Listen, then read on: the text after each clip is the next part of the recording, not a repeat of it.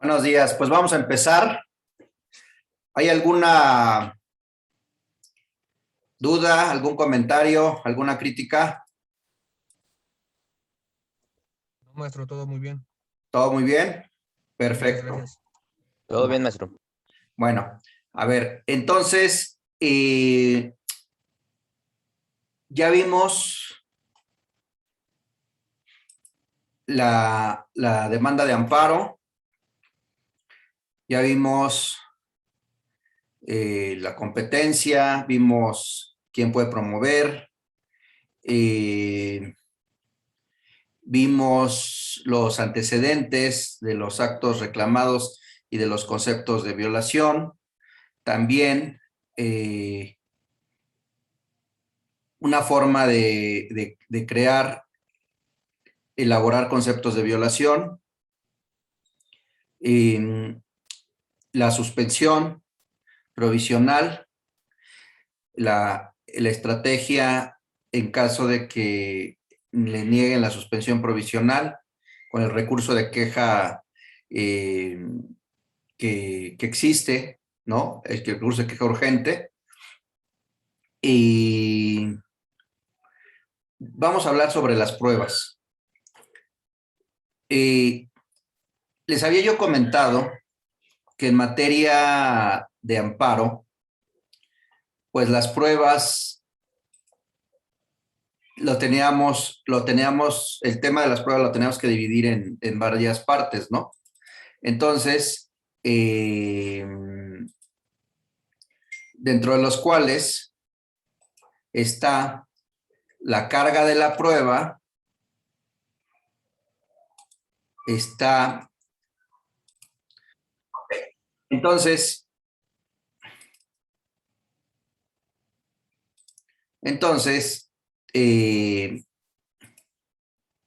aquí yo les había compartido, ¿se ve la pantalla Sí. Sí, maestro. de las pruebas? Sí, maestro. Ok, entonces les había dicho que era distinto y que teníamos que distinguir las pruebas en el expediente principal, las pruebas en el incidente de suspensión y las pruebas en los demás incidentes, ¿no?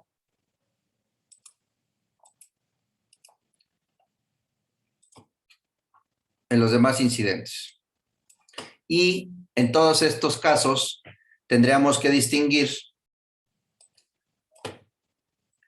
la carga de la prueba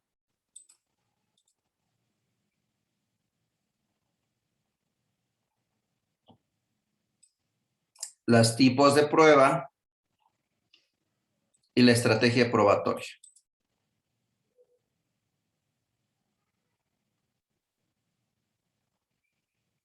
Y habíamos hablado lo mismo en la suspensión.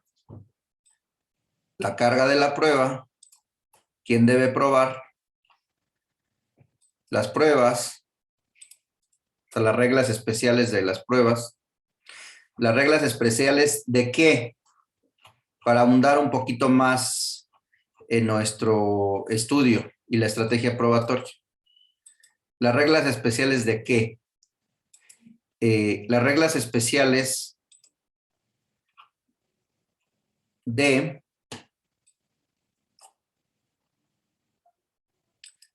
las 5 fases de la prueba, que es el ofrecimiento, la admisión, la preparación, el desahogo y la valoración. Ustedes desde el principio deben de tomar en cuenta estas 5 partes de las pruebas, de los tipos de pruebas.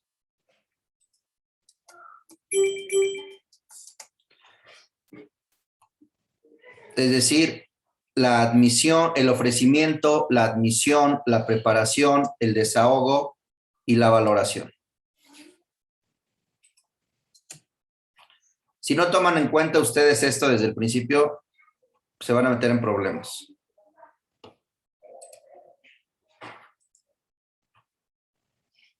Y también les dije que habría que determinar también en materia de recursos la carga de la prueba, las pruebas, ofrecimiento, admisión, preparación, desahogo y valoración y la estrategia probatoria. ¿No? Entonces,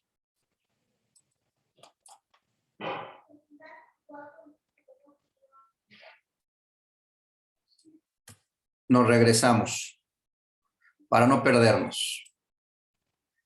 Y lo hacemos más esquemático y más sencillo. Las pruebas en el principal, carga de la prueba, tipos de prueba, estrategia probatoria. Suspensión, igual.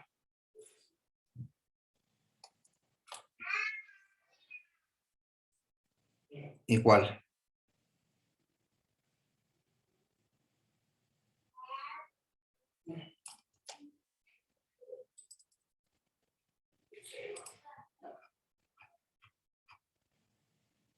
Igual. Estrategia, incidentes, igual. Y recursos, igual.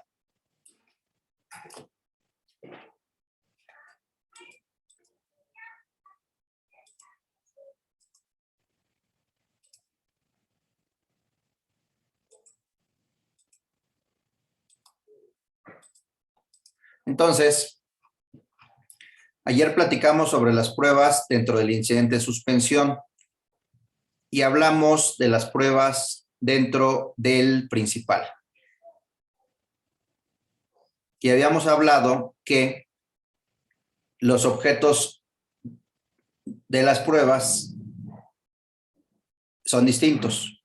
Entonces dijimos que ahora íbamos a ver ya en un escrito cómo se ofrecen estas pruebas, ¿no? A ver, vamos a ver. Vamos a ver el escrito.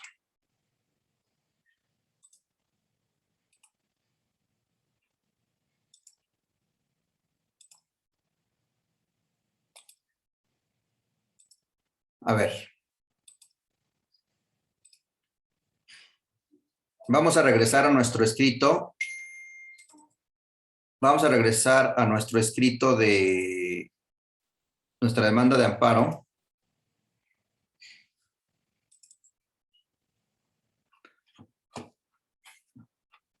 Y nos vamos a hacer las tres preguntas. ¿Quién debe probar? ¿Qué tipo de pruebas y qué reglas hay de ofrecimiento, admisión, preparación, desahogo y valoración?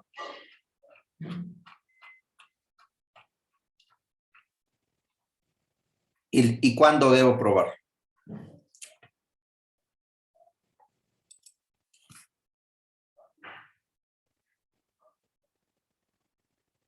Un segundo.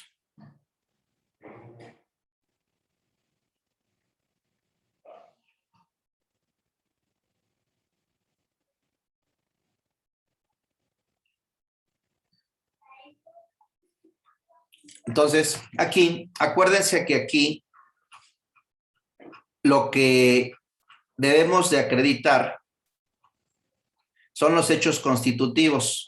¿Recuerdan del artículo que vimos del Código Federal de Procedimientos Civiles de aplicación supletoria a la ley de amparo? Y el objeto es distinto. A ver, vamos a ver. Recuerden que aquí es un asunto en donde al quejoso lo emplazaron, le requirieron de pago, lo embargaron en un domicilio diverso al suyo y con una persona que no es su empleada, ¿no? Y lo dejaron en estado de indefensión, declararon en rebeldía y llevaron el juicio a sus espaldas, dictaron sentencia y lo iban a ejecutar, ¿no? Entonces, aquí se ofreció la prueba, la documental pública, consistente en todo lo actuado dentro de este juicio, tanto en el expediente principal como en los incidentales, así como lo que sigue agregando, incluyendo los anexos que exhiban las partes. Con esta prueba, mi representada trata de acreditar en cuanto al expediente principal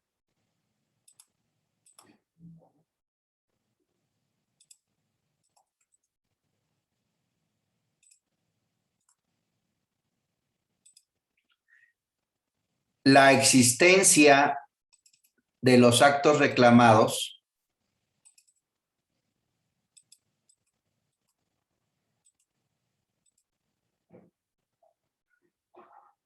su inconstitucionalidad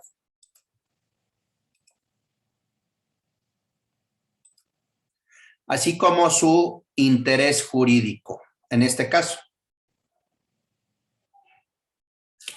En el principal tenemos que acreditar la existencia de los actos reclamados, su inconstitucionalidad y el interés jurídico, en este caso. En otros, el interés legítimo. Es lo que tenemos que probar. ¿De dónde deriva esto?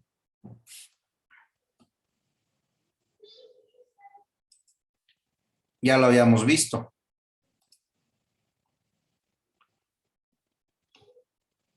Del artículo 117 de la Ley de Amparo.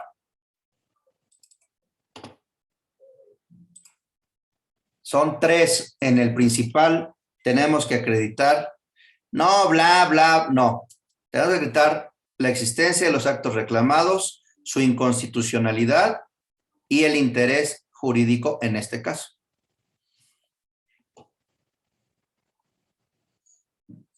El artículo 117, 1, 2, 3, cuarto párrafo señala: los informes rendidos fuera de los plazos establecidos en el párrafo primero podrán ser tomados en cuenta si el quejoso estuvo en posibilidad de conocerlos. Si no se rindió el informe justificado, se presumirá cierto el acto reclamado, salvo prueba en contrario, quedando a cargo del quejoso acreditar la inconstitucionalidad.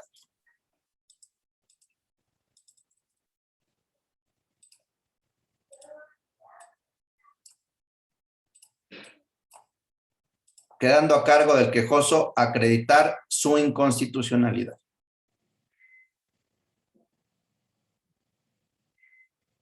En principio ustedes van a decir, no, bueno, pues es que aquí se señala, usted nos había dicho que le corresponde a la autoridad responsable afirmar la existencia del acto reclamado. Y entonces, ¿por qué nosotros tenemos como quejosos la carga procesal de acreditar también la existencia del acto reclamado? El problema es que si la autoridad responsable niega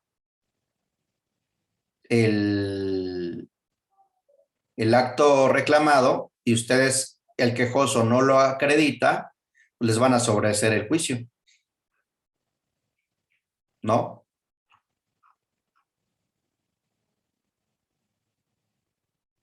Entonces,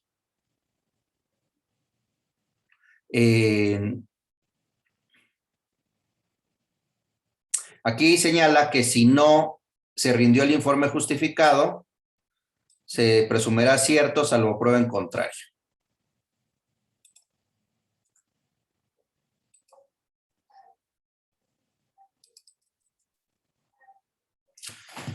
Del artículo 117 de la Ley de Amparo.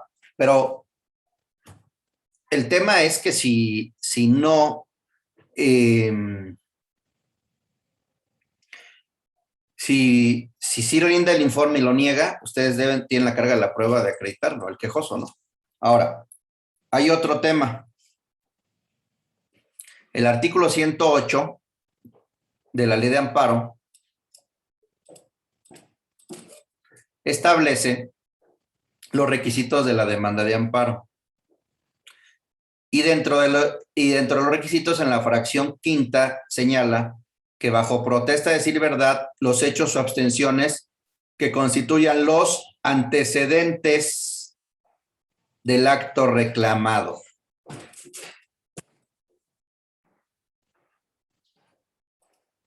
Y que sirvan de fundamento a los conceptos de violación. Entonces, ustedes deben de acreditar los antecedentes del acto reclamado, el acto reclamado, su ejecución y los hechos que sirvan de fundamento a los conceptos de violación. Es decir, la premisa fáctica de la que tanto hemos hablado.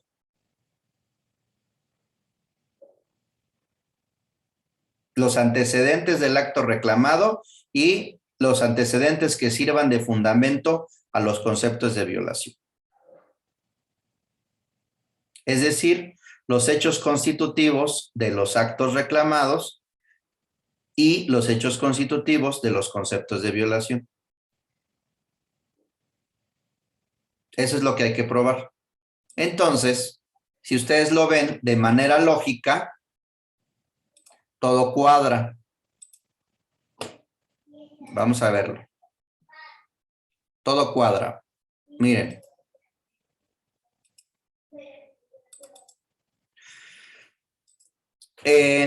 Ofrezco la documental pública para acreditar, en cuanto al expediente principal, la existencia de los actos reclamados. Aquí podríamos ser un poco más específicos. Los antecedentes, la existencia y la ejecución de los actos reclamados, ¿no?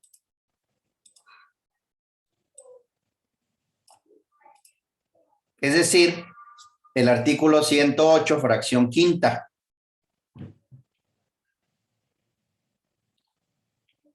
Su inconstitucionalidad. Podríamos ser más específicos.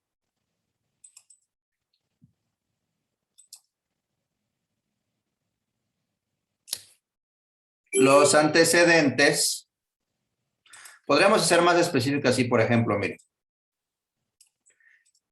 Aquí podríamos decir que acreditamos, en cuanto al expediente principal,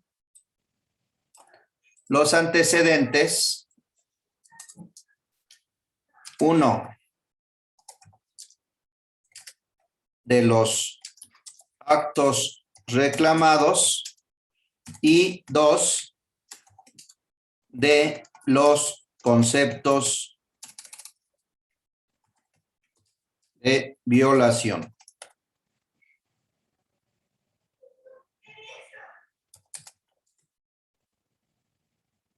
En cuanto a esa violación,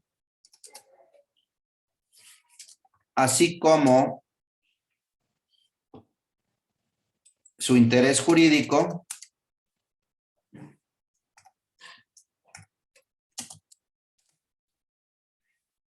en cuanto a que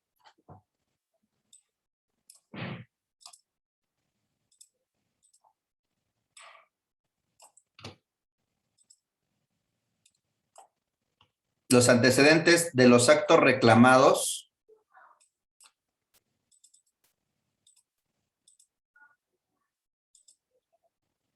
de los conceptos de violación, así como su interés jurídico. En cuanto a que tanto el secretario como el juez no respetaron u omitieron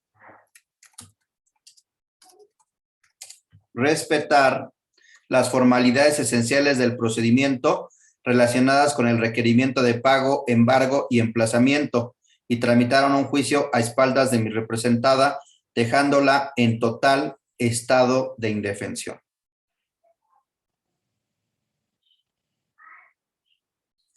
los antecedentes del acto reclamado es que no respetaron las formalidades en el requerimiento de pago, embargo y emplazamiento, tramitaron el juicio a sus espaldas y la dejaron en estado de indefensión, ¿no? Esos son los tres temas que tenemos que acreditar en el principal, en términos del 117 de la Ley de Amparo y 108, fracción quinta de la Ley de Amparo. Entonces, aquí le ponemos artículos 117 y 108, fracción quinta de la Ley de Amparo. Ahora,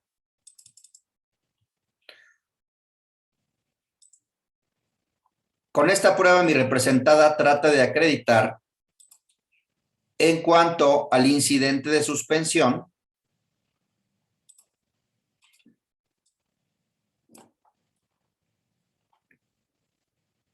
la existencia de los actos reclamados, su inconstitucionalidad preliminar. Miren, la existencia de los actos reclamados, su inconstitucionalidad preliminar, la apariencia del buen derecho, la no afectación al interés social ni disposiciones de ínter público, así como su interés suspensional.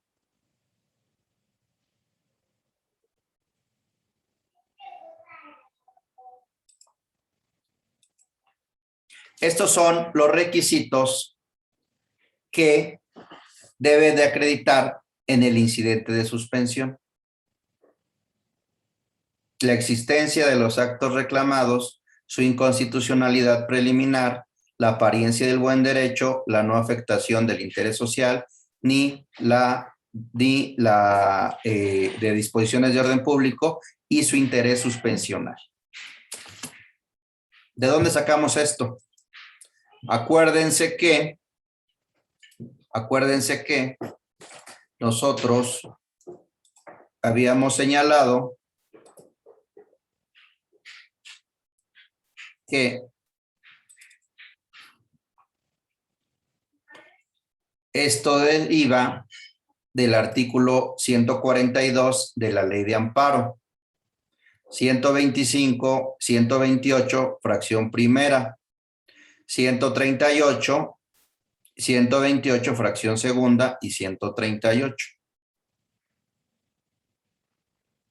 Es decir, de la existencia de las normas, actos o omisiones reclamadas en el 142, de que lo solicitó el quejoso, el 125 y 128, fracción primera, de la apariencia del buen derecho y el interés suspensional, el 138, y de que con el otorgamiento de la suspensión existe un beneficio del interés social, el 128, fracción segunda y 138, y que con el otorgamiento se cumplen las normas de orden público, el 128, fracción segunda y 138.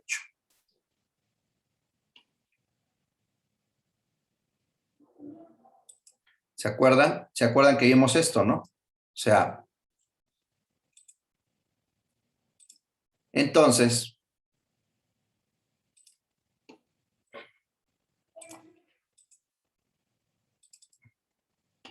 ¿se acuerdan que vimos el artículo 142 de la Ley de Amparo? Que señala que la falta de informe previo hará presumir cierto el acto reclamado para el solo efecto de resolver sobre la suspensión definitiva. Sin embargo, en caso de que la autoridad niegue el acto reclamado en la suspensión, en el informe previo, pues el quejoso tiene la carga de la prueba de acreditar su existencia.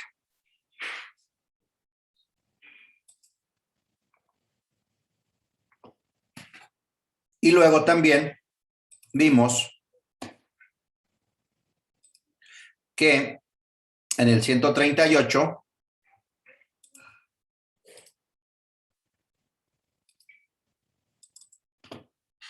también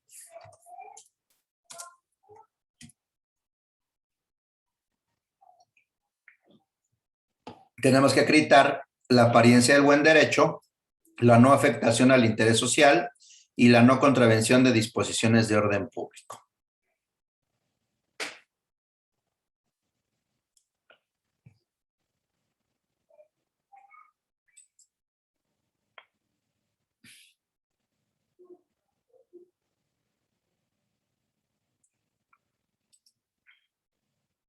Entonces,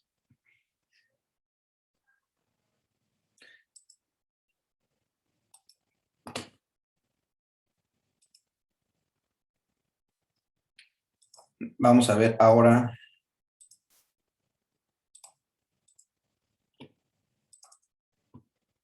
¿Queda claro? ¿Queda claro lo que hay que probar?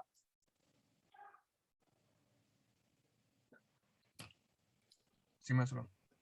Sí. Sí. Sí, maestro. Bla, bla, bla, bla. No. Hay que probar repito, en el principal, los antecedentes de los actos reclamados,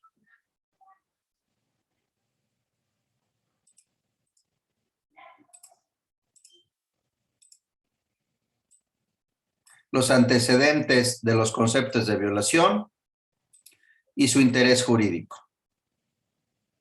Y en el incidente de suspensión, la existencia de los actos reclamados, su inconstitucionalidad preliminar, la apariencia del buen derecho, la no afectación del interés social ni disposiciones de orden público y el interés de suspensión.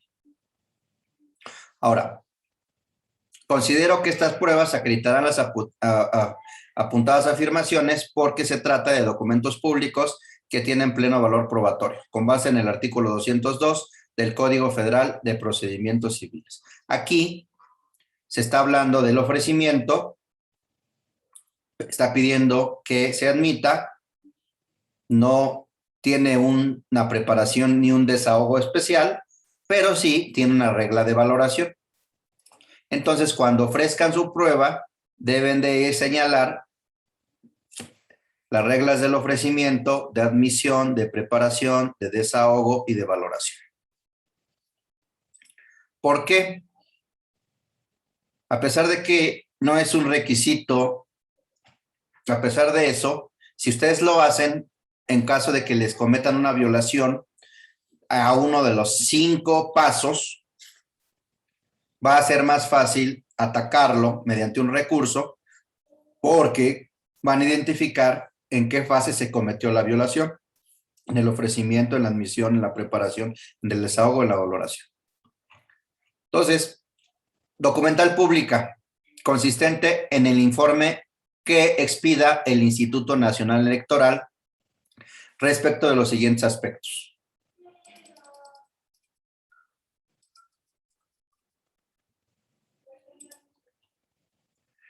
El domicilio completo de mi representada, que obra en sus archivos, dentro del periodo comprendido entre los años 2020 a la fecha. Si dentro de sus archivos, o sea, para generar si bien no es la prueba idónea para acreditar este hecho, sí es un elemento adicional que se va a robustecer con la testimonial. El domicilio completo de mi representada que obra en sus archivos. Si dentro de sus archivos está registrado como domicilio de mi representada, el ubicado en tal lugar, dentro del periodo comprendido entre los años 2020 a la fecha, es decir, si dentro de sus archivos del INE está el domicilio registrado como de la representada, el domicilio donde se llevó a cabo la diligencia de requerimiento de pago, embargo y emplazamiento. Si dentro de los archivos está registrada como empleada de mi representada la señora, pues aquí no va a decir esto, ¿no? Si dentro de sus archivos está registrada como empleada de la persona física, tampoco. El domicilio completo que obra en sus archivos de la señora dentro del periodo comprendido entre los años 2020 y a la fecha. Estos no, pero estos sí. O sea, se refiere a 3 domicilios. El domicilio de la quejosa o del quejoso, el domicilio donde se llevó a cabo la diligencia y el domicilio de la supuesta empleada.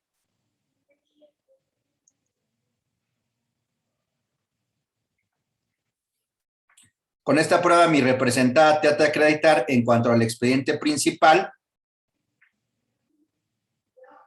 la existencia, la inconstitucionalidad, así como su interés jurídico, en cuanto a que el domicilio donde fue llevado el requerimiento de pago, embargo de emplazamiento, no es de mi representada y la persona con que fue entendida la diligencia no es ni fue su empleado.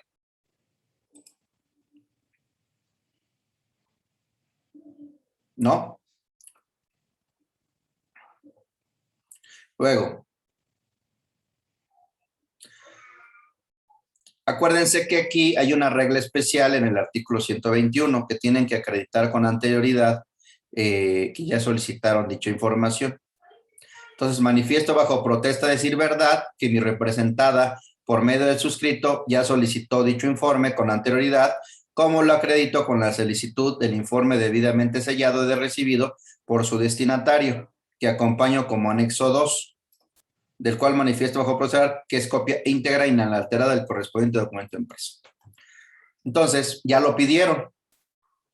Con fundamento en el artículo 121 y 143 de la Ley de Amparo, solicito que giren atento oficio al titular de dicha dependencia para que remita dentro del plazo que le fije para ello el informe que le fue solicitado y la perciba que en caso de no hacerlo le impondrá una única medida previa. O sea, esto se refiere a la preparación y desahogo. Entonces, se señala lo relativo a la admisión, a la preparación y al desahogo. Pudiendo ser más ordenados, podrían señalar en los aspectos aquí, por ejemplo, el ofrecimiento, admisión, preparación, desahogo y valoración. Podría ser también más ordenado y más técnico, ¿no? Luego aquí también la documental pública consistente en el informe que expida el Instituto Mexicano del Seguro Social.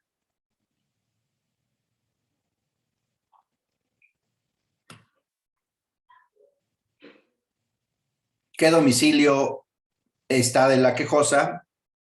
Si está registrado el domicilio de la quejosa, donde se llevó la diligencia, si la quejosa, la persona que dijo de desahogar la diligencia, aparece como empleada de la quejosa, si esta persona, la supuesta empleada, está registrada como empleada de alguna otra persona y el domicilio que tenga registrado de la supuesta empleada, ¿no? Entonces, aquí es la admisión. Aquí lo podremos poner hasta el final, o sea, podremos poner aquí. Aquí está el ofrecimiento. Aquí está la preparación.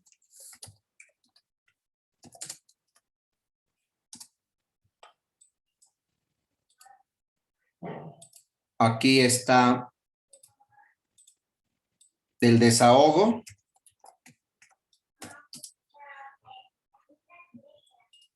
Y aquí está,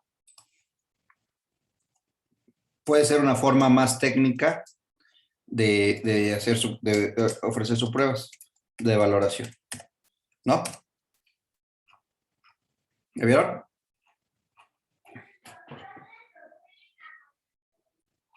Aquí, en este asunto, resultó que la supuesta empleada estaba registrada como empleada de otro patrón en un lugar distinto, en el mismo horario en donde supuestamente estaba en el otro lugar. Y así, el informe igual de la Secretaría del Trabajo,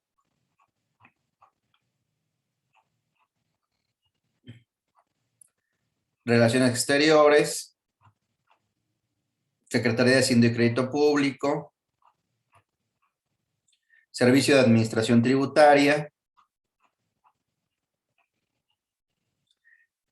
ISSSTE, porque no sabían si era empleada del IMSS o del ISSSTE, porque puede ser también empleada del gobierno, ¿no?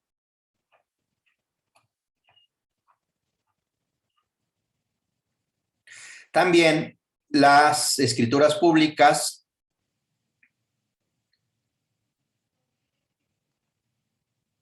para acreditar que la quejosa era copropietaria de 2 inmuebles. ¿Aquí qué acreditan? Acuérdense que hay que acreditar la apariencia del buen derecho y el interés. Por un lado, el interés suspensional y el interés jurídico. El interés suspensional dentro del incidente de suspensión y el interés jurídico dentro del principal. Entonces, pues para acreditar el interés y para acreditar la apariencia del buen derecho, pues tenemos que acreditar pues, que tiene derecho y que ese derecho le ha sido afectado, le ha sido restringido o suspendido fuera de los casos y de las condiciones que la Constitución establece en términos del artículo 1 constitucional. Ya vimos el primer párrafo del artículo 1 constitucional. Entonces, con esta prueba, mi representante trata de acreditar en cuanto al expediente principal el interés jurídico.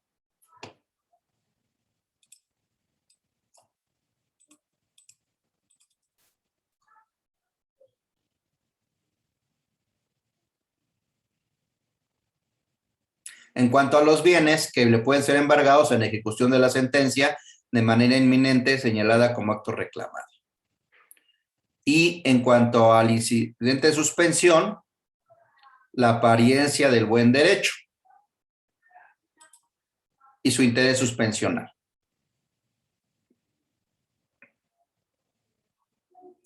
Considero que esta prueba acreditará las apuntadas afirmaciones porque se trata de documentos públicos que tienen pleno valor probatorio con base en el artículo 202. O sea, aquí también, de manera técnica, se podría ir separando el ofrecimiento, la admisión, la preparación y el desahogo y la valoración. La documental pública consistente en la escritura pública que describe y acredita que mi representada es socia de la empresa que acompaña como anexo tal, del cual manifiesto bajo protesta de verdad que es copia íntegra e inalterada del correspondiente documento impreso. ¿Se acuerdan del requisito cuando se presenta vía electrónica que les señalé en el acuerdo 12-2020 del Consejo de la Judicatura, que establece este requisito de manifestar bajo protesta de verdad que es copia íntegra e inalterada del correspondiente documento impreso? Igual, con esta prueba, en el principal, acreditar el interés jurídico. En cuanto a los derechos que le pueden ser embargados en ejecución de sentencia. Y en cuanto al incidente de suspensión, la apariencia del buen derecho y el interés suspensional. La presuncional legal humana. Y aquí también hay que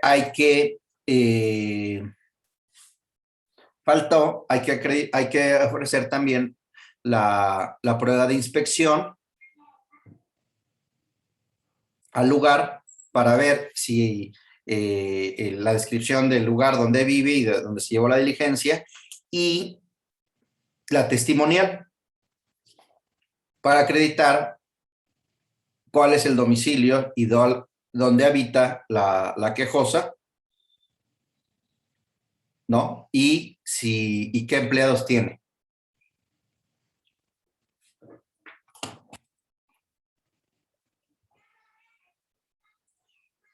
Mi representada se reserva su derecho para ofrecer más pruebas como la de inspección, testimonial y otras dentro de los plazos que le permite el artículo 119 de la Ley de Amparo. Ojo, porque esto es delicadísimo. Pero delicado. El 119 de la Ley de Amparo. Es de lo más delicado que hay.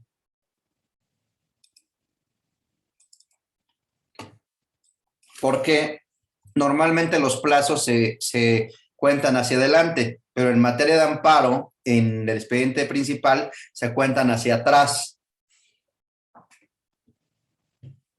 En el 119 serán admisibles toda clase de pruebas, excepto la confesional por posiciones. Las pruebas deberán ofrecerse y rendirse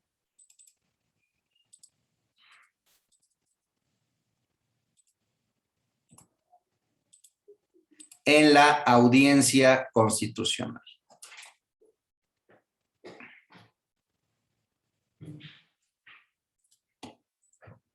Esa es la regla general, pero hay excepciones. La documental podrá presentarse con anterioridad, como se hizo en la demanda, sin perjuicio del que el órgano jurisdiccional la haga relación de ella en la audiencia y la tenga como recibida en ese acto, aunque no exista gestión. Ahora, la prueba testimonial, pericial e inspección judicial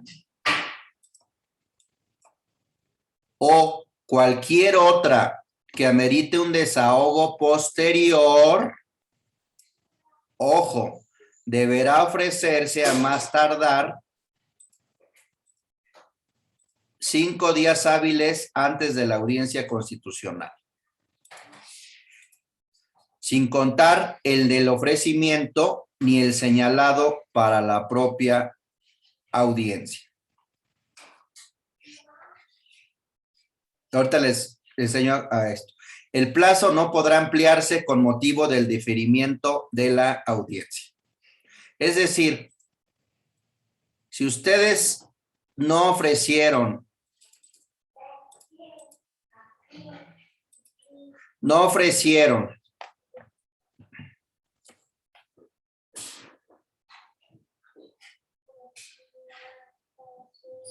la testimonial, la pericial, la inspección o cualquier otra que amerite desahogo posterior, 5 días hábiles sin contar ofrecimiento ni preaudiencia en la primera fecha de audiencia, ya no lo van a poder ofrecer. Salvo que se trate de probar o desvirtuar hechos que no haya conocido el quejoso.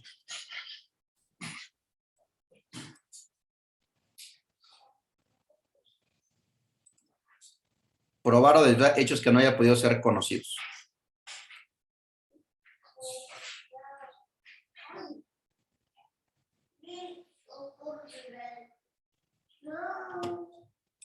Entonces, a veces es recomendable pues ofrecer desde la demanda, porque si no se les van las pruebas. Miren, ¿cómo se cuenta esto?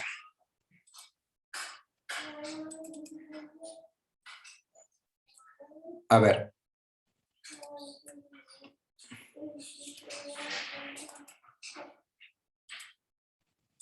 ¿Sí saben contarlas o no saben contarlas? ¿Saben contar este plazo o no? Para que ya no me detenga en esto, o sí me detengo. Adelante, por favor. Hagamos el ejercicio, maestro, por favor. Ok. Miren.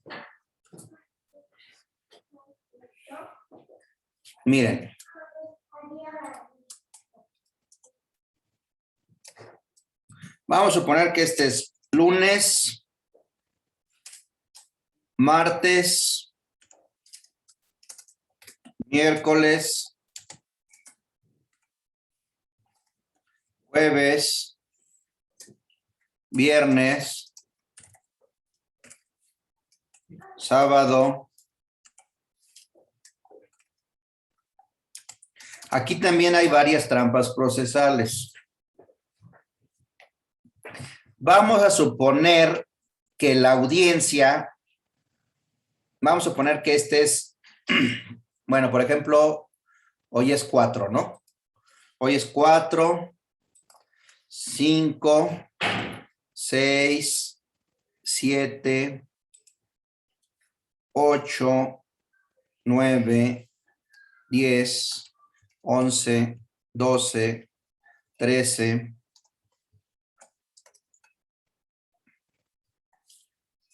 14, 15, 16, 17, 18, 19, 20. Vamos a suponer que la audiencia es el 20 de noviembre.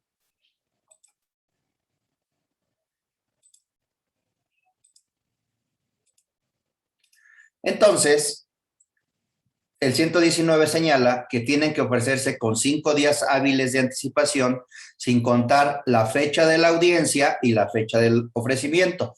Entonces, no cuentan la fecha, de la audiencia. O sea, no cuentan el 20. Y se regresan 1, 2, 3, 4,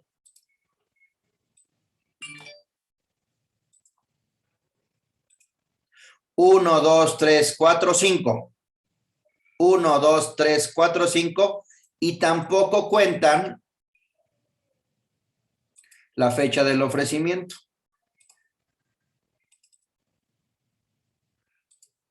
Entonces,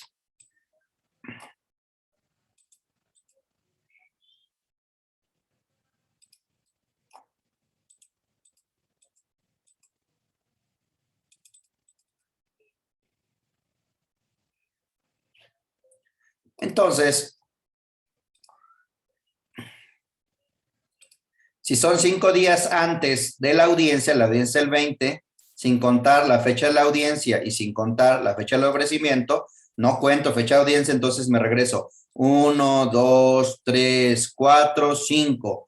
No cuento la fecha del ofrecimiento, entonces tendría que ofrecerla el 12.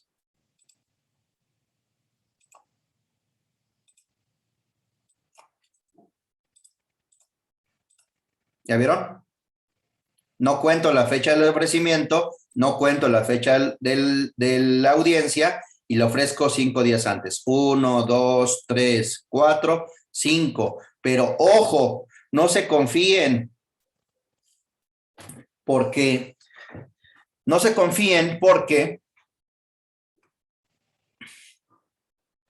si dentro de estos días hay un día inhábil,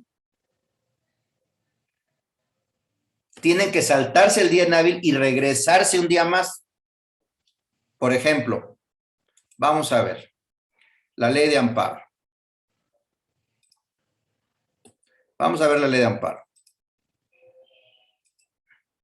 Y eso es una trampa en que han caído algunos.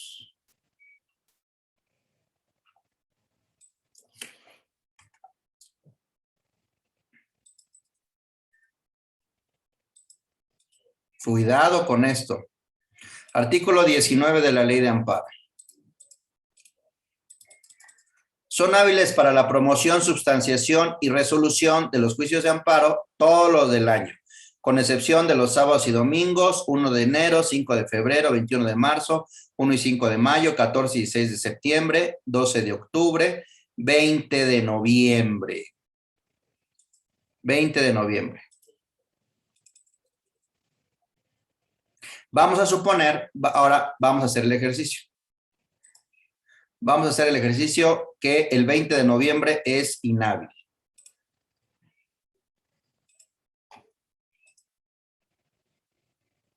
Es sábado. Vamos a suponer que... sí, es que está mal la audiencia. Sí. Vamos a el ejercicio, tienen razón. Vamos a adecuarlo. Vamos a suponer que no sé, vamos a suponer, no sé, suponiendo que sea que sea un día de lunes a viernes. Tienes razón, aquí está mal, porque esto es sábado, tienes razón. Vamos a poner otra fecha. Vamos a hablar de diciembre, a ver si pega en diciembre. Pues. En diciembre, el 25 de diciembre, de acuerdo con el 19 de la ley de amparo, también es inhábil. Vamos a ver en diciembre, el 25 de diciembre. Vamos a ver qué día cae el 25 de diciembre.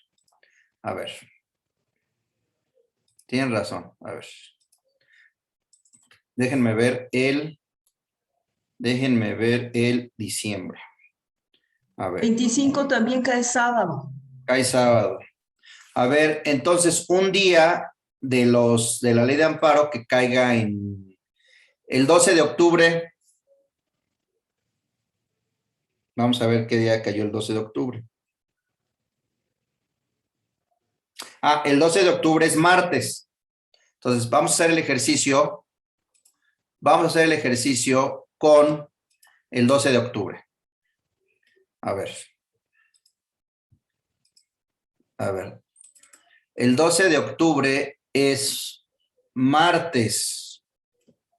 12, 13, 14, 15, 16, 17, 18, 19, 20, 21. A ver. Ahí está bien. Vamos a suponer once, 10, 9, 8, 7, 6, 5, 4. Ok. Vamos a suponer que la audiencia es el 13, es miércoles. Miércoles 13. Entonces, no deben de contar ni la fecha de audiencia ni el del ofrecimiento. Pero, si ustedes se van con la idea de decir, bueno, pues son 5 días antes, van a contar 11, 10, 1, 2, 3, 4, 5. Y no van a contar la fecha del ofrecimiento. 1, 2, 3, 4, 5. No cuentan la fecha del ofrecimiento ni la fecha de la audiencia. Obviamente tampoco cuentan los inhábiles. Estos dos. Y dicen, pues la voy a ofrecer el 4.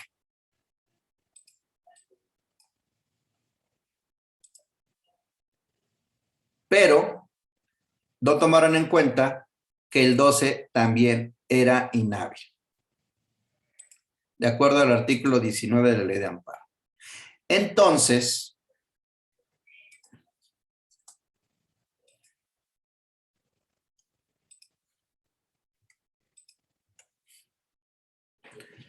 si no cuentan y si no toman en cuenta que los inhábiles hacia atrás, su ofrecimiento es extemporáneo. ¿Por qué? Porque nada más es 1, 2, 3, 4, 5. Entonces, recuerden que son 5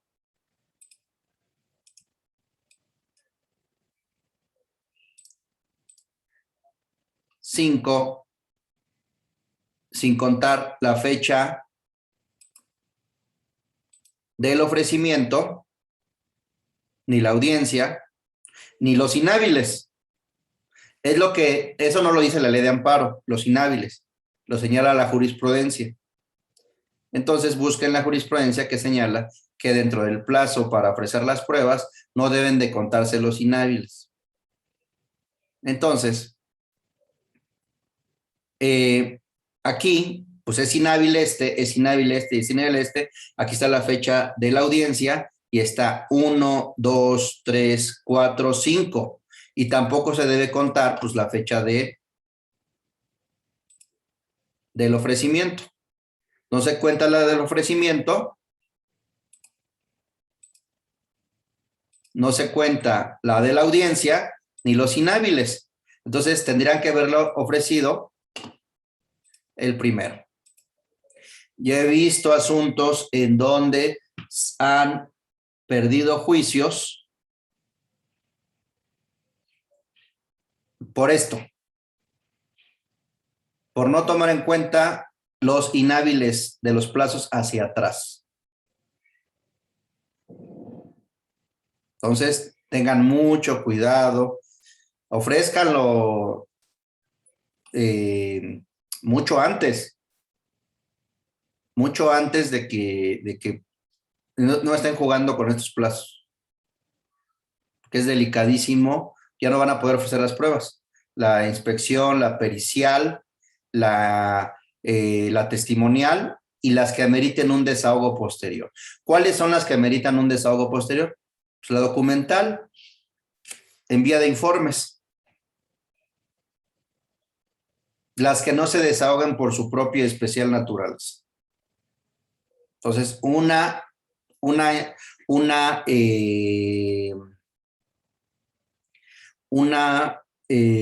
documental, vía de informes, que necesita un desahogo posterior, necesita una preparación y un desahogo posterior, se tiene que ofrecer con 5 días.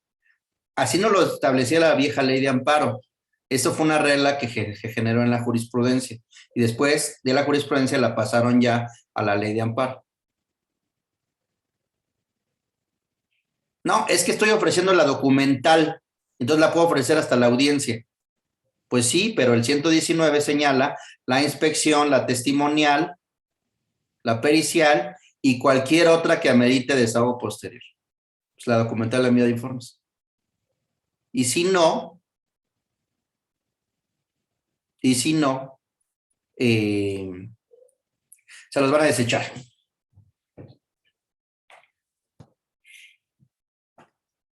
¿Hay alguna duda? ¿Alguna duda, algún comentario? Momento no, gracias. ¿Está claro?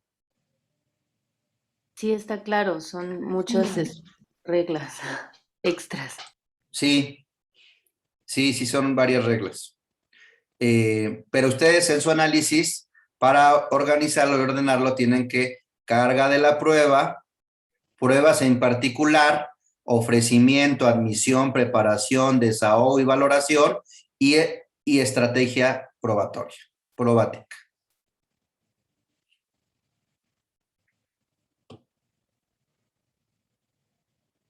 Ok, bueno, entonces, por regla general, en los recursos, bueno, hay una regla especial, ya les había dicho, que en el artículo 143 de la Ley de Amparo, que tratándose de los incidentes, solo es procedente y admisible la prueba documental y la inspección, ¿no? Entonces, por eso habría que buscar la manera de agregar al incidente pruebas o solicitar el control de convencionalidad y la inaplicación de esa prohibición, de esa limitación. Ahora, en los recursos. En los demás incidentes. En los demás incidentes no aplica la limitante probatoria del 143. El 143, esa limitante solo aplica para el incidente de suspensión. Pero en los demás incidentes no aplica esa restricción probatoria. Se aplican las reglas generales. ¿No? Entonces, vamos a ver.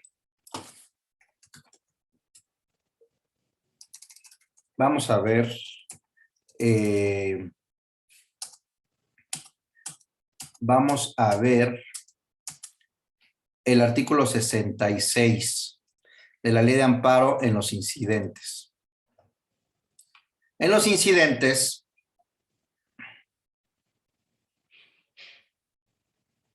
la regla especial es,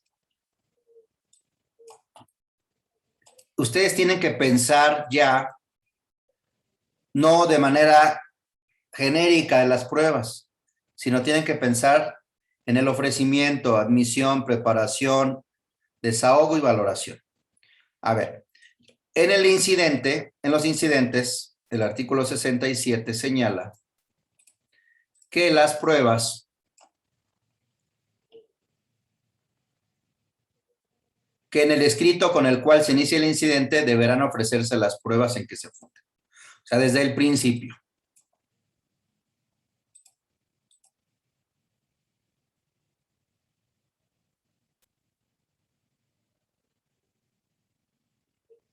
¿Ya vieron?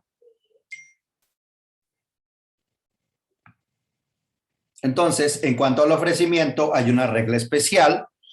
En cuanto al ofrecimiento, en el escrito incidental, a diferencia del incidente de suspensión, que el 143 no limita a que desde el principio ofrezcas pruebas. Puedes ofrecerlas durante todo el periodo probatorio incidental. En el principal, lo puedes ofrecer desde el principio hasta la audiencia constitucional, o si ameritan desahogo, 5 días antes, sin contar la audiencia y sin contar el ofrecimiento. ¿Ya vieron? Las reglas de ofrecimiento son diferentes. Los tipos de prueba: ofrecimiento, la admisión, preparación y desahogo y valoración. Pues en el principal, la limitante es la confesional por posiciones, en términos del 119. En el incidente, la limitante es nada más procede la documental y la inspección, en términos del 143, y en los demás incidentes no tiene una limitante. Se aplican las reglas generales.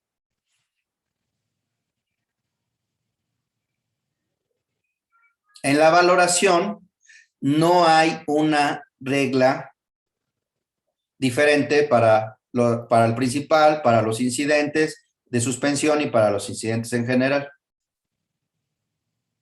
Entonces, si no hay una regla, nos vamos al Código Federal de Procedimientos Civiles, que regula la valoración de las pruebas. ¿No? Ok. Entonces, ahora, en los recursos,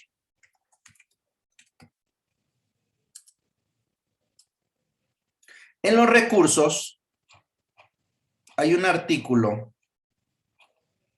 Por regla general, en los recursos,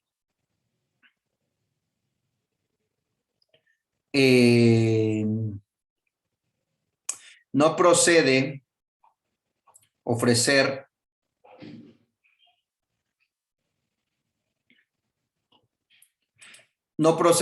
pruebas, pero en la Ley de Amparo hay algunas excepciones y en los criterios jurisprudenciales hay algunas excepciones. Por ejemplo, el artículo 93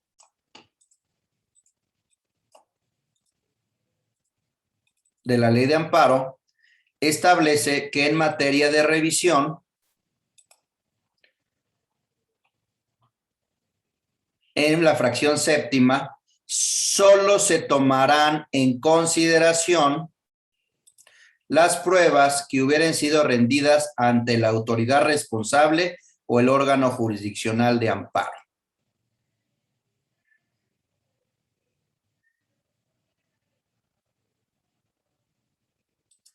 ¿Ya vieron?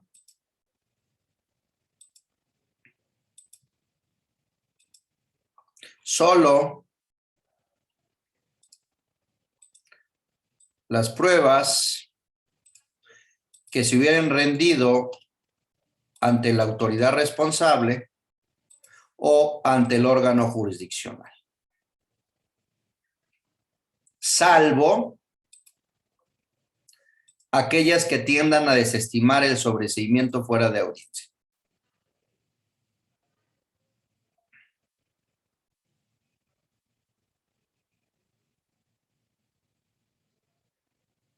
¿Por qué?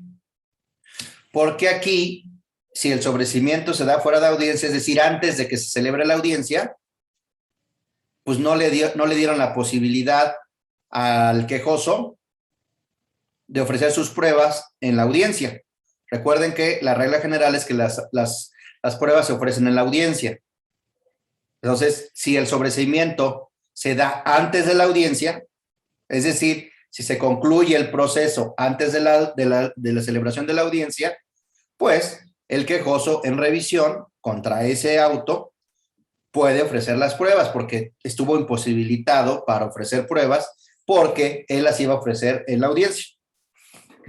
Así, hay algunos casos, ya vía jurisprudencial, que se permite ofrecer pruebas supervenientes en materia de queja, ¿no? En materia de recurso de queja.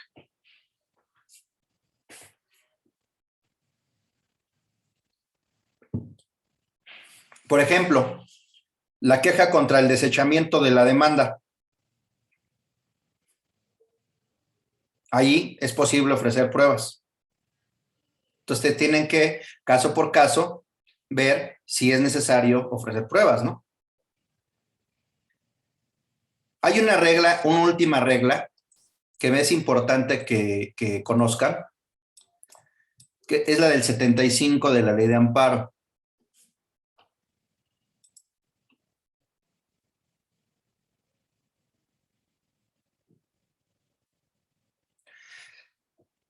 Señala que el 75 de la Ley de Amparo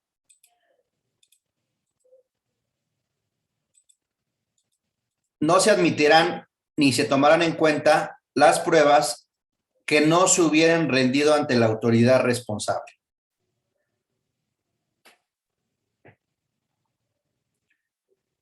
Y luego señala, no obstante lo anterior, en el amparo indirecto, el quejoso podrá ofrecer pruebas cuando no hubiere tenido la oportunidad de hacerlo ante la autoridad responsable.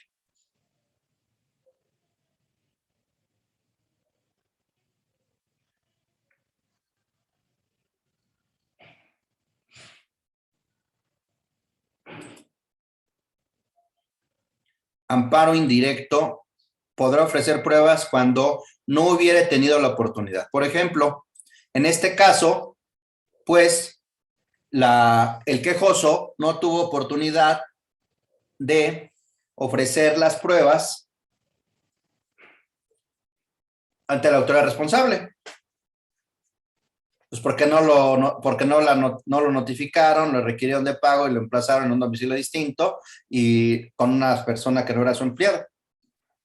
Entonces aquí sí pueden ofrecer pruebas que no tuvieron la oportunidad de hacerlo ante la autoridad responsable.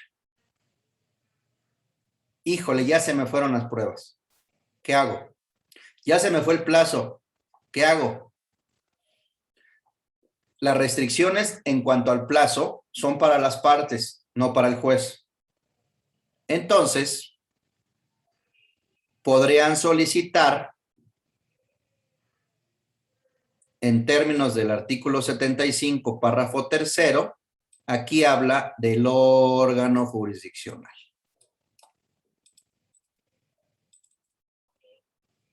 Miren.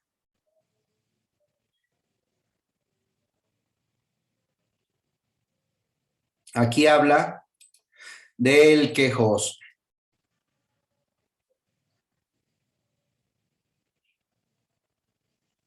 Esta limitante es para el quejoso. Esto es para el órgano jurisdiccional. Por eso ustedes deben de estudiar teoría general del derecho y teoría de las normas a efecto de especificar claramente cuáles son los destinatarios de las normas para precisar cuáles son los derechos, las obligaciones, las cargas y las prohibiciones de cada sujeto, de cada destinatario. Porque las limitaciones en cuanto a las pruebas, en cuanto a los tipos de prueba y en cuanto al plazo,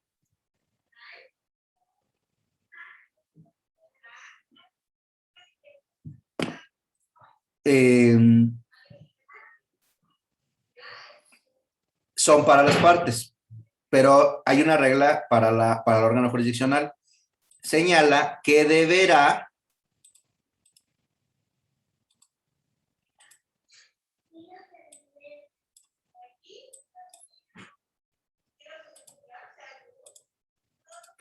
recabar oficiosamente las pruebas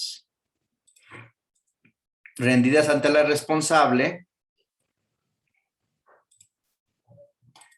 y las actuaciones que estime necesarias para la resolución del amparo.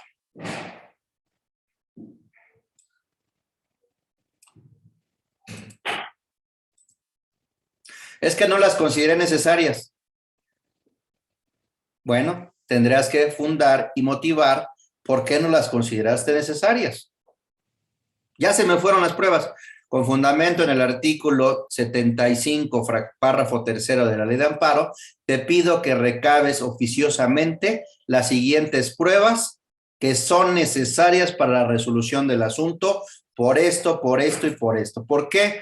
Porque estas se refieren a los antecedentes del acto reclamado, estas se refieren a los antecedentes de los conceptos de violación y son necesarias para que resuelvas el amparo, porque tienes la obligación, en términos del artículo 17, de resolver de manera completa. Hay un derecho de acceso a la justicia completa. Y si no tomas en cuenta estas pruebas, la justicia no va a ser completa. No, yo no estimo necesarias. ¿Está bien? En el recurso atacan los motivos por los cuales considero que no eran necesarios y tendrían que demostrar que sí son necesarios. ¿Está claro?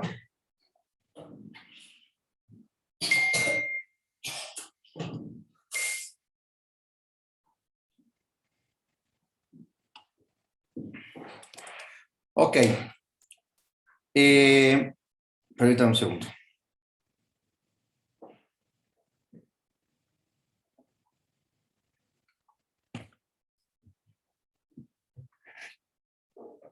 ¿Alguna duda hasta aquí?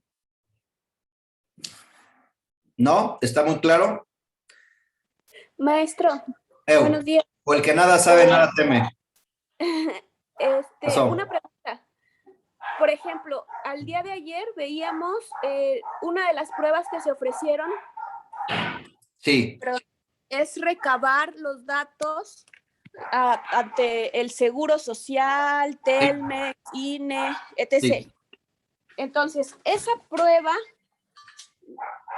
la puedo ofrecer de manera independiente o tendría que solicitarla a través del artículo 75. Depende. Si es para el principal, la tienes que ofrecer en términos del 75 y en términos del 121. Si es para el incidente de suspensión, la tienes que ofrecer en términos del 75 y del 143. Cito ambos.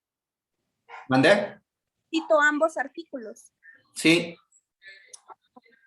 Perfecto. Ahora, hay una trampa procesal en el 143. Miren. En el 143 hay una trampa.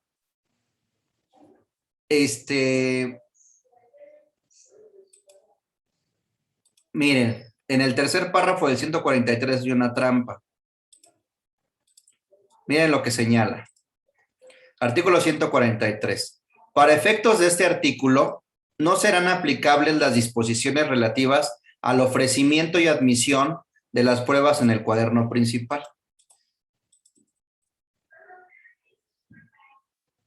Oye, pero es que aquí señala que no son aplicables las disposiciones relativas al ofrecimiento y a la admisión relacionadas con el cuaderno principal.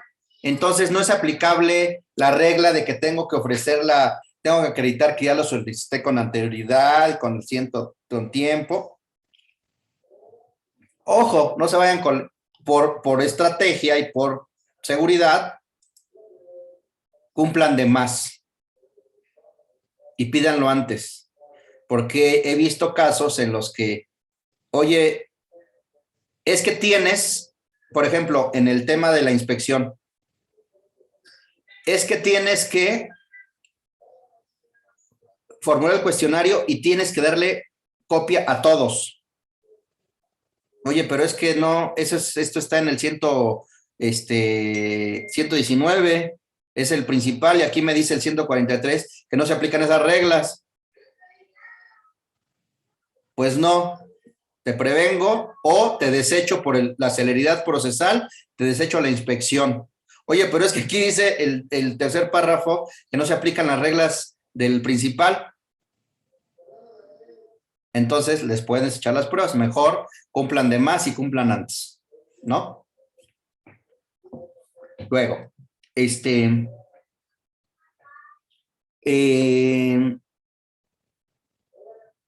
vamos a platicar un poquito. Lo único que les quiero decir sobre los alegatos es que es un resumen de la premisa normativa fáctica y probatoria en el que acreditaron, para demostrar que acreditaron, en términos muy sencillos, que acreditaron en el principal los antecedentes y la existencia del acto reclamado, los antecedentes y la inconstitucionalidad del acto reclamado y su interés jurídico. Son las tres ejes que deben de señalar en su demanda, en sus alegatos. Me parece irracional e ilógico que la jurisprudencia que señala que los alegatos no forman parte de la litis y el juez no está obligado a considerarlos.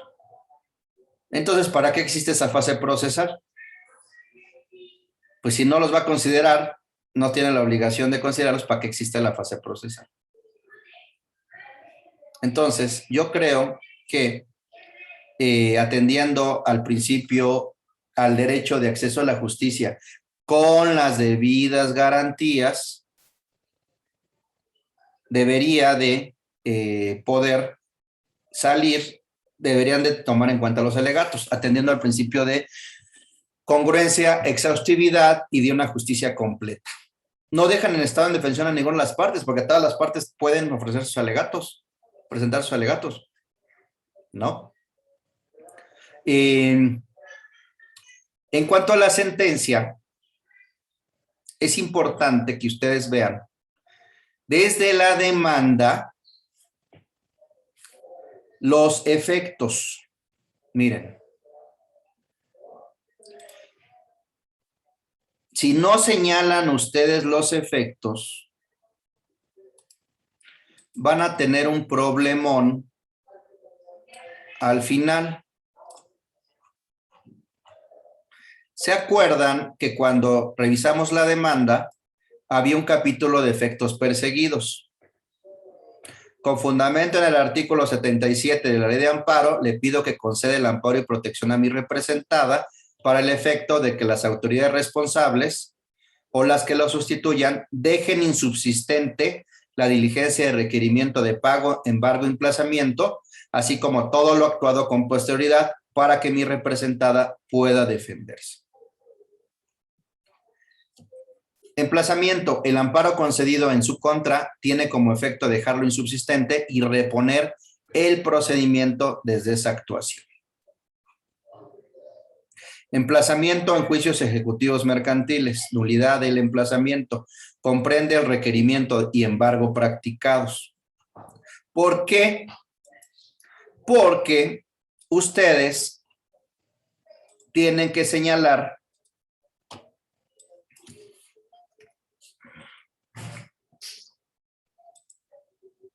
tienen que tomar en cuenta los efectos de la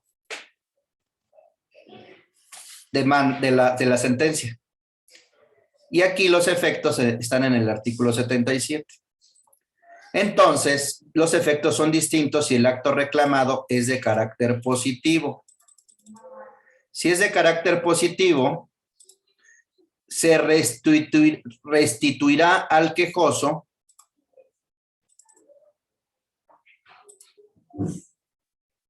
en el pleno goce del derecho violado, restableciendo las cosas al estado que guardan antes de la violación.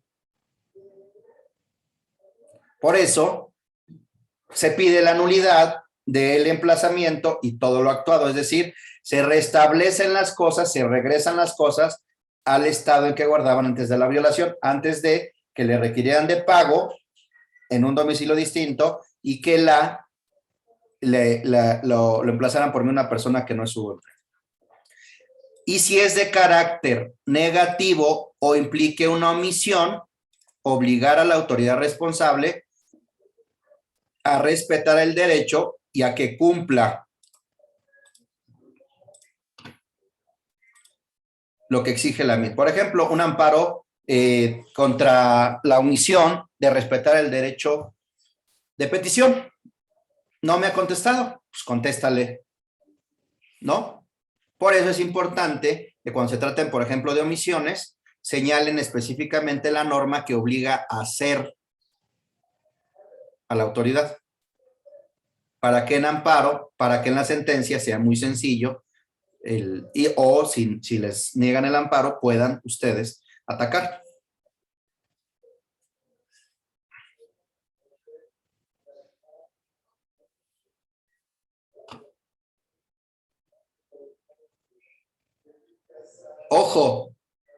Ojo con esto. En el último, considerando la sentencia, el juzgador deberá determinar con precisión los efectos. A muchos se les olvida, creo que a muchísima gente, del mismo, especificando las medidas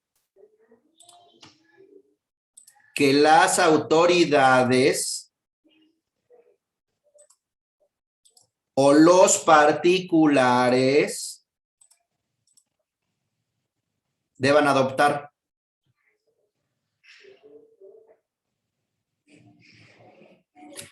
Si el asunto está relacionado con un particular, desde la demanda deben de señalar y pedir que los efectos de la sentencia también afecte al particular. ¿Cuál particular? Pues el tercero interesado.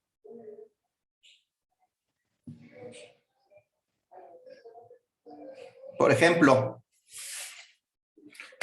cuando se declara la nulidad o la inconstitucionalidad de un lanzamiento y lo ponen en posesión a un tercero, pues la autoridad debe de ordenar regresar, anular el lanzamiento y ordenar devolver, pero también el particular tiene que devolver.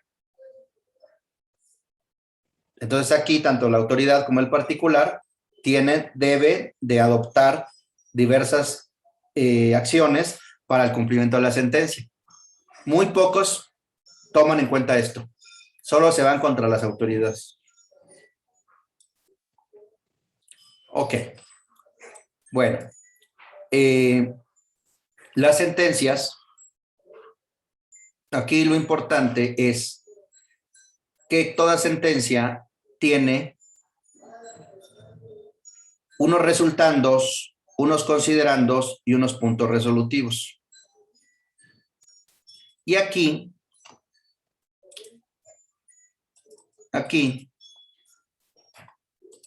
en la sentencia, lo importante es lo siguiente.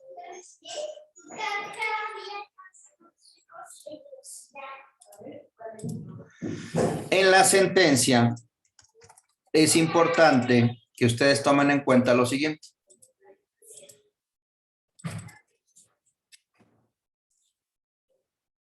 resultandos, considerandos, resolutivos.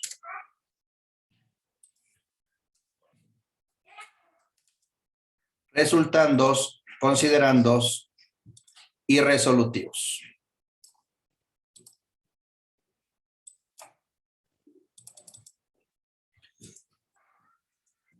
En los resultandos es el resumen procesal del juicio.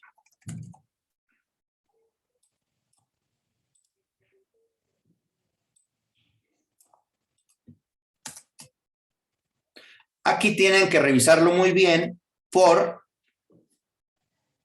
los principios de congruencia y exhaustividad. Los considerandos, ustedes deben de analizarlos desde dos puntos de vista. Desde la relación jurídica procesal y la relación jurídica sustancial. Caray, ¿cómo es eso? Sí, porque en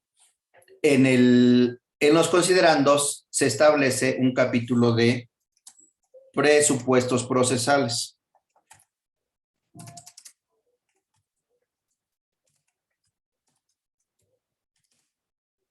¿Sí? Como la competencia,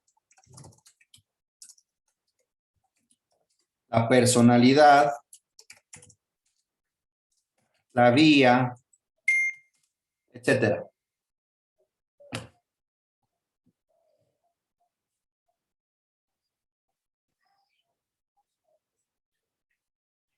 Y en la relación jurídica sustancial son los derechos y obligaciones en juego.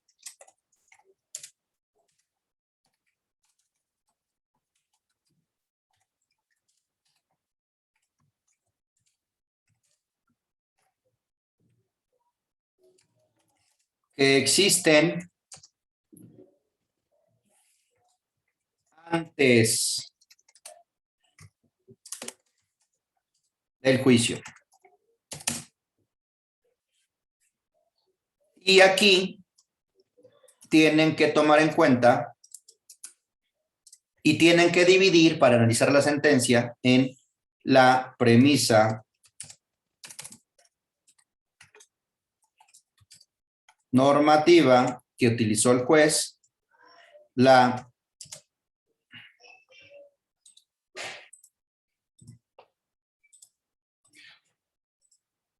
premisa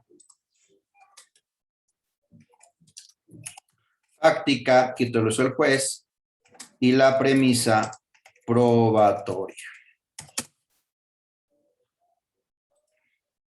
Y en los resolutivos,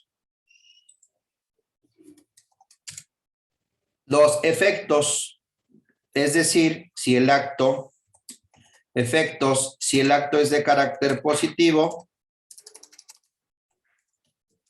los efectos, si el acto es de carácter negativo, y los efectos, si es de carácter omisivo.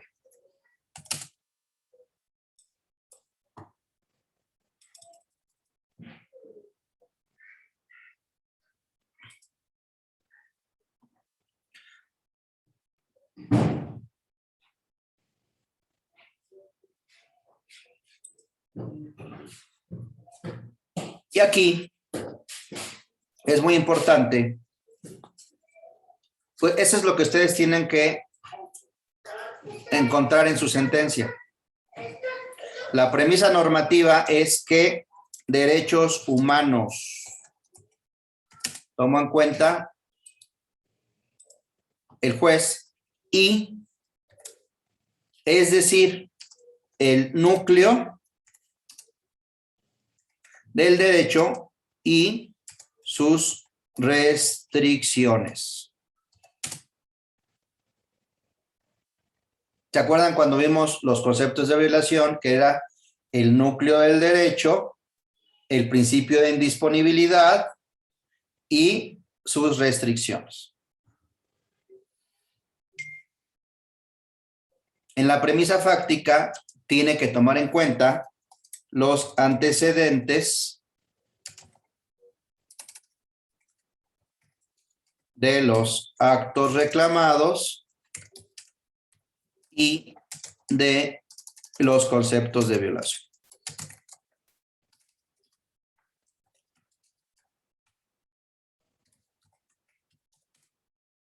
Y en la premisa probatoria tiene que tomar en cuenta la carga de la prueba, las pruebas en cuanto a su ofrecimiento, admisión, preparación, desahogo y valoración.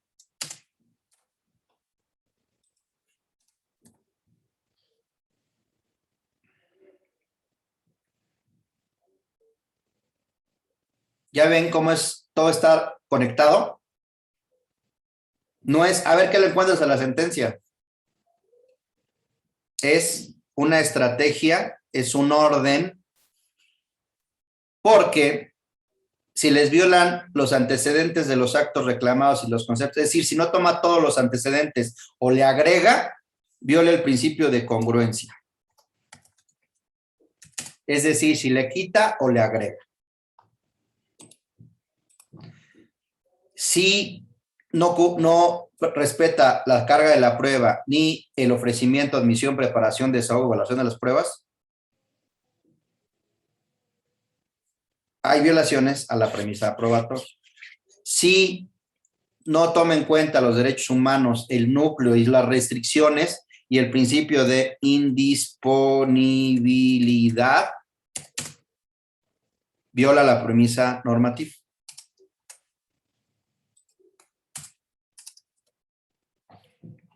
Entonces, ¿esto para qué me sirve? Me sirve para que en caso de que me sea adversa la sentencia, yo voy a formular mis agravios. Y entonces, si yo analizo la premisa normativa y no tomo en cuenta los derechos humanos, no tomo en cuenta su núcleo, no tomo en cuenta sus restricciones y no tomo en cuenta el principio de indisponibilidad, pues tengo un agravio de la premisa normativa. En la premisa fáctica, si no tomó todos los antecedentes de los actos reclamados y de los conceptos de violación o le agregó cosas que no estaban, que no fueron formuladas por las partes, tengo un agravio de la premisa fáctica, un agravio del principio de congruencia.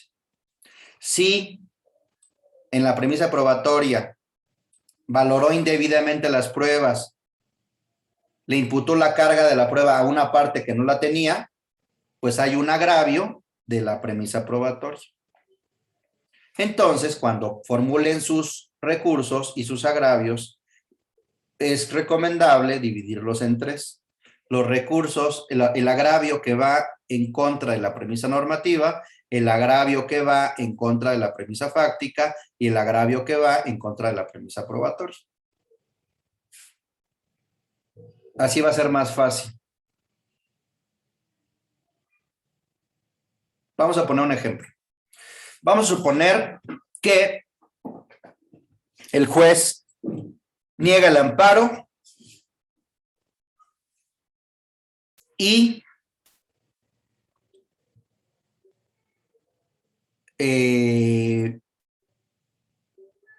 no tomó en cuenta, al tomar en cuenta los hechos del juicio,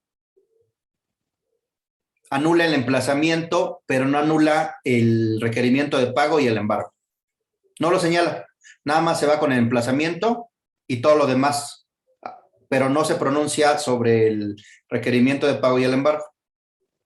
Fueron hechos manifestados en la demanda bajo protesta y verdad, fueron hechos acreditados. Entonces, y esto es delicado porque recuerden que los ejecutivos mercantiles primero se requiere de pago, después se embarga y después se emplaza. Entonces, si anula el emplazamiento y no anula lo anterior y se va para adelante, pues el embargo queda, y ustedes no hacen nada, el embargo queda firme, ¿no? Entonces, hay una violación a la premisa fáctica, al principio de congruencia. ¿Por qué? ¿Por qué hay una violación? Pues porque no toma en cuenta todos los hechos, todos los antecedentes. Y hay una violación a la premisa probatoria porque no valoró de manera completa todas las pruebas, es decir, la documental pública consistente en el expediente del juicio natural, en donde se acreditó que también había un requerimiento de pago y también violó la premisa normativa porque hay una jurisprudencia que señala que si se declara la nulidad del emplazamiento, también comprende el requerimiento de pago y la del embargo.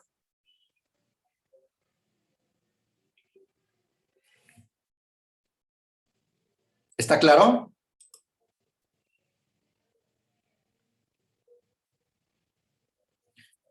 Como Sí. ven, Sí, profesor. ya para ir terminando, como ven, es un laberinto. El amparo está lejos de ser un juicio sencillo, un juicio rápido. Voy a escribir un artículo, bueno, lo estoy escribiendo para publicarlo, sobre el laberinto del juicio de amparo. Es un laberinto. Hay trampas, hay abusos que la misma legislación permite, excesos, tanto de las partes como del órgano jurisdiccional. No existe un debido sistema de responsabilidad de los órganos jurisdiccionales en caso de error, dolo, mala fe o abuso procesal. Debería de existir porque es la última instancia de definición de los derechos y obligaciones de las partes. A mayor discrecionalidad que tienen, pues debe haber una mayor responsabilidad, ¿no? En caso de error, en caso de abuso, por error, por negligencia, por mala fe o por dolo. Entonces, ¿hay alguna duda, algún comentario hasta aquí? ¿No? Sí, una pregunta. ¿Qué pasó? Vamos a suponer que nos llega un asunto y estamos sobre prisa. Hacemos el amparo, lo entregamos, podemos después presentar una ampliación de amparo, algo para complementarlo. Sí, en términos del artículo 111 de la Ley de Amparo. Si no conocen todos los antecedentes ni conocen todos los actos reclamados, si del informe se desprende, ya sea el previo, el justificado, nuevos actos reclamados, nuevas autoridades responsables, en términos del artículo 111 de la Ley de Amparo se puede ampliar. No solo del informe, sino si de otra manera conocen, pueden ampliarla, obviamente dentro de los plazos que establece la Ley de Amparo, ¿no?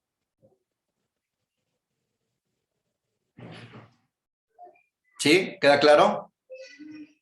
Sí, gracias.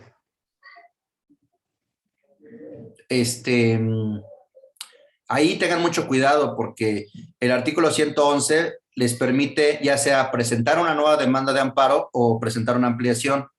Tengan mucho cuidado que lo que van a hacer porque a veces el criterio de algunos juzgados es que no tiene íntima relación con los actos primigenios, entonces no te tengo por admitida la ampliación.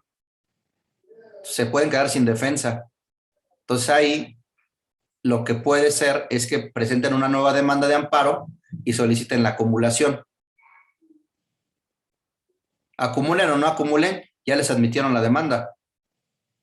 Pero si la presentan como ampliación y el juez considera que no hay vinculación, les pueden tener por no presentada o desechada la ampliación.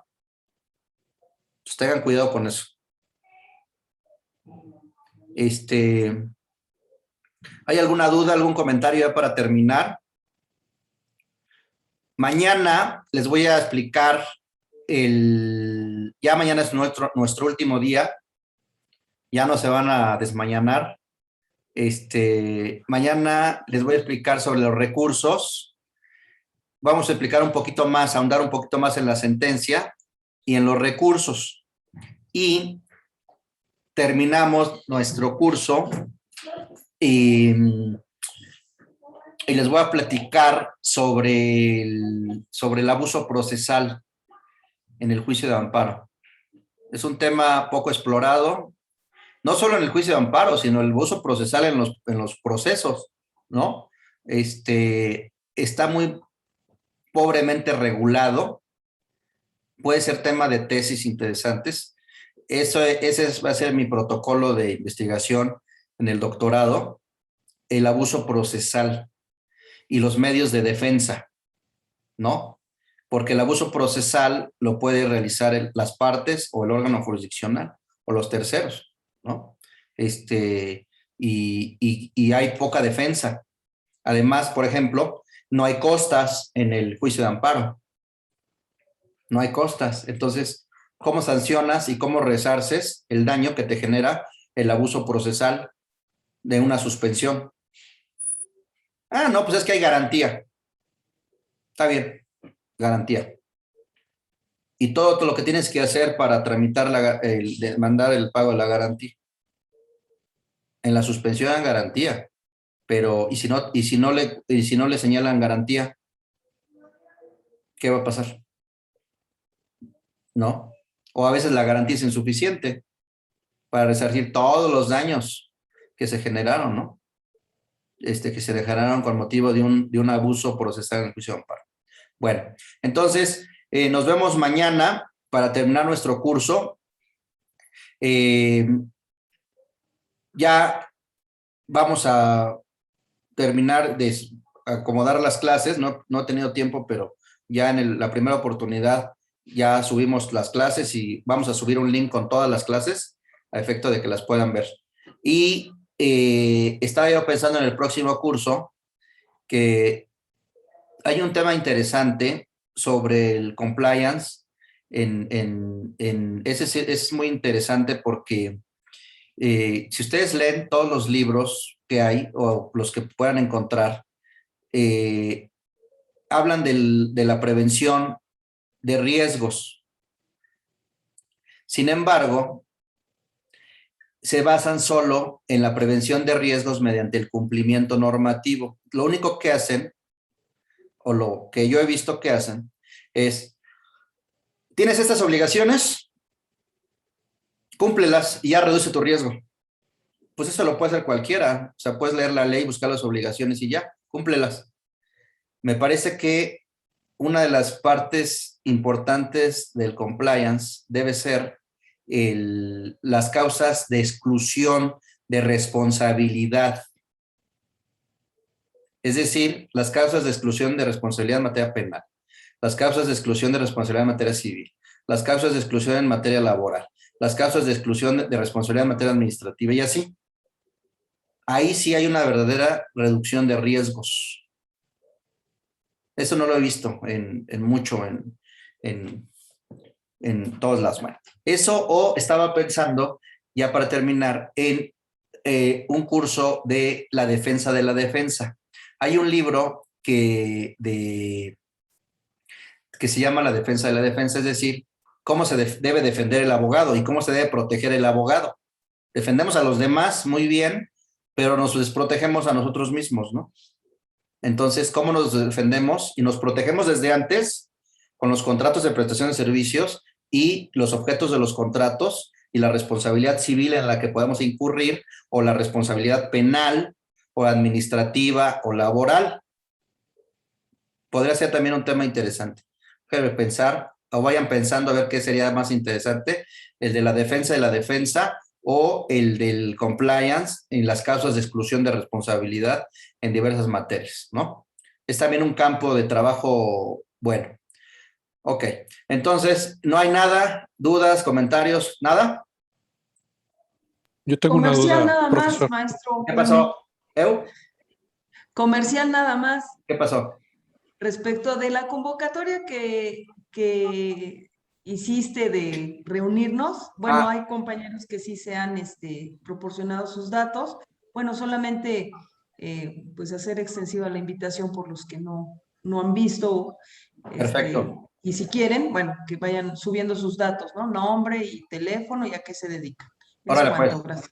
Perfecto. ¿Otra cosa? Yo, maestro, una Mande. pregunta. Mande. Por favor, ¿usted nos va a compartir la demanda en materia mercantil? Sí. Sí, se las comparto. Muchas gracias. Y nada más como comentario, yo creo que sí estaría bien, bueno, su siguiente curso, ver lo de compliance, que es un tema que está ahorita muy, pues no de moda, sino está muy fuerte, ¿no? Por los delitos que se están dando pues por la responsabilidad penal de las personas morales, que va ligado, ¿verdad? Entonces, sí, voy a ser en materia penal. Es más amplio. Es Es más más, amplio a que la responsabilidad de las personas morales. Ajá. entonces estaría bien porque, bueno, es tema en materia penal, pero también viene la responsabilidad civil. Entonces, creo que estaría muy bien, bueno, en mi humilde Responsabilidad opinión. administrativa, responsabilidad laboral, responsabilidad en protección de datos personales, responsabilidad en derechos de autor, en propiedad industrial, intelectual, hay muchas cosas. Sí, Pero sí, bueno, podemos armarlo de ese curso, ¿no? Yo ya he visto esos temas y ya he hecho varios estudios en la Universidad Panamericana sobre ese tema. Pues bueno, vamos a ir votando a ver qué tema sería interesante, ¿no? Bueno, sí. Gracias, maestro. órale pues, nos vemos mañana. Sí, buen día. Hasta luego. Sí, maestro, muchas gracias por todo. Gracias. Saludos. Excelente día. Muchas gracias. Gracias, hasta Hasta mañana. luego. Gracias.